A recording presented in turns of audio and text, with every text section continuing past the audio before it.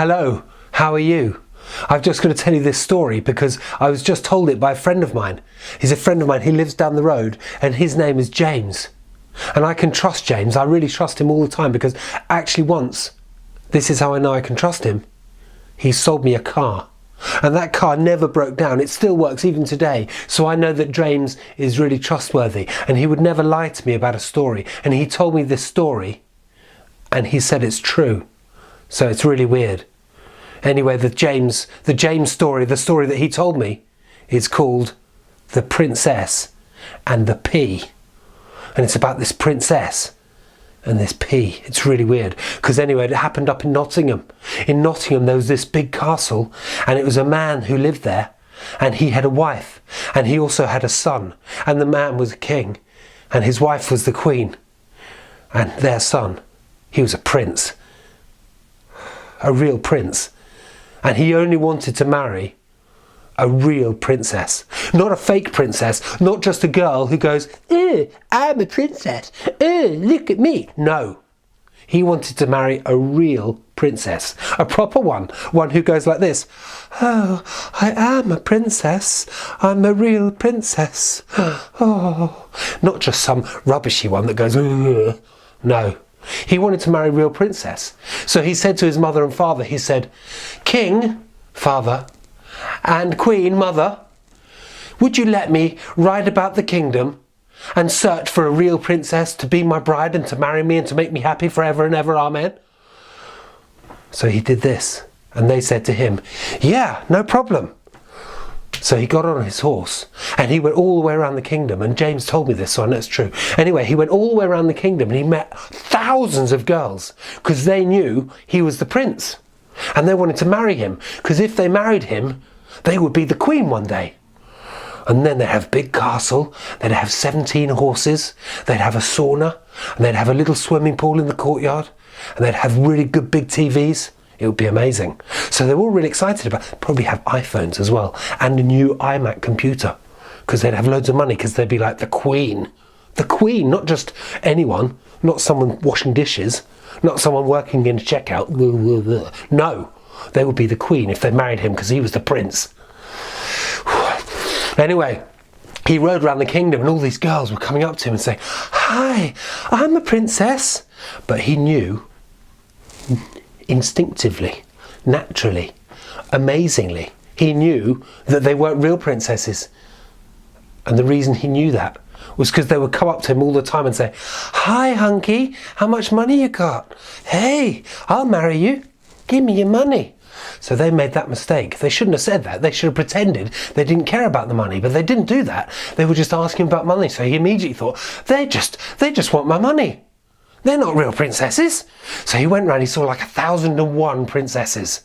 Well, people who thought they were princesses. And he got back to the castle and he said, Dad, Mum, it's so annoying. They just all want my money. They don't really love me for who I am. I'm such a lovely chap. And his mum and dad were saying, yeah, you're really nice. I don't get it. What's wrong with these women?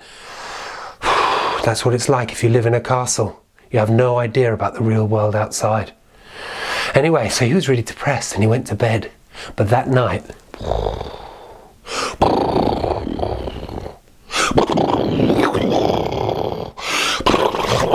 there was a big thunderstorm, very big thunderstorm, and it was raining. Like, if you go onto YouTube and you put sound of thunder and rain, and you write that, you can hear what it sounded like this. Don't do it right now. Wait till the end of this story. When you've done that, afterwards you can go write thunder and rain. Then you can go listen to what it sounded like. But don't do it now, because this is the good bit. It was the middle of the night, thunder and rain, and it was really dark outside because they didn't have any street lights. No, they didn't. Anyway, the king was a bit restless. He couldn't really sleep. Not the prince, the king, because the queen, she was snoring.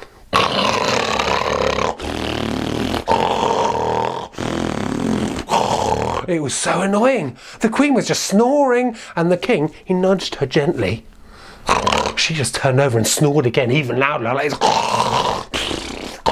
it was just so annoying. Anyway, so he couldn't sleep. He was turning on. All of a sudden, between a gap in the snores, he heard a sound like this. Rat-a-tat-tat, rat-a-tat-tat. Do you know what it was? It was someone at the castle door. Someone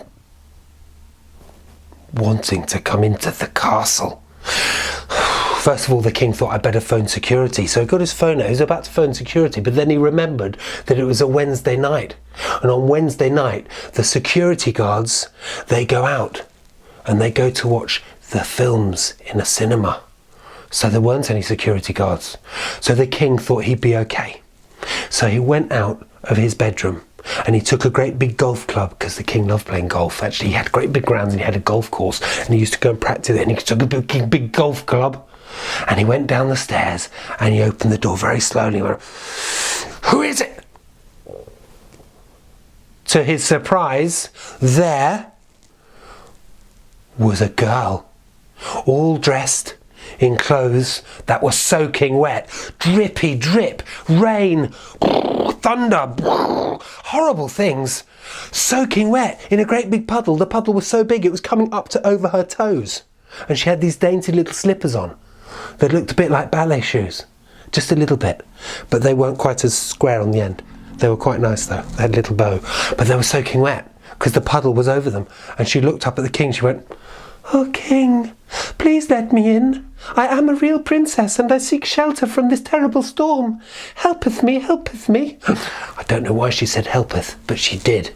Probably because it was a real princess speaking. Maybe, but we'll find out in a minute. Anyway, so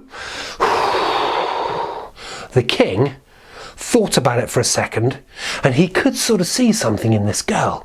This girl seemed real because she had a very, very nice dress on. It looked like it was a one-of-a-kind dress made by a famous designer. And the designer's name is a secret because I don't want to do advertising. Anyway, he said, "Okay, come in, come in." And anyway, this girl came in, and by now the queen was awake because she was snoring, but she only snores really properly if the king's next to her. And the king wasn't there. So she woke up and she was coming down the stairs. She said, "Oh, what's this? Who is this? Who is this now?" And the king explained that this girl had come to the door and she was soaking wet. There was a storm. They could still hear the storm. It was outside a very big storm. And the queen said, "Ah, so she says she's a real princess, does she? By all means, young lady, come in, come in." And now the queen said, "I'll get you a bed in the guest room." It rhymed then. Do you hear? Little poem. The queen said, "I'll get you a bed." So the queen rang her bell, ding-ling-ling-ling, ding-ling, and within 2 seconds, 5 chambermaids were standing around her. "What would you like, queen? What would you like us to do?" And the queen whispered to them each at a time, "Get lots of mattresses and lots of very thick blankets and put them on the guest bed. And we'll see if she's a real princess or if she's just a faker, like a faker pretending. Money, you know." So the queen was pretty clever like this. Anyway, so I put all these things up on the bed. So it was very big, like this, full of thick mattresses and everything. Now, the queen had a brilliant idea because the queen was very fond of frozen peas. It was her favourite meal, and sometimes in the night, if she was really hungry, she'd sneak down into the kitchen and she'd open the freezer and she'd get out a bag of frozen peas and she'd eat one. She'd eat a frozen pea. It seems so crazy, but it's true. James told me, and he never lies.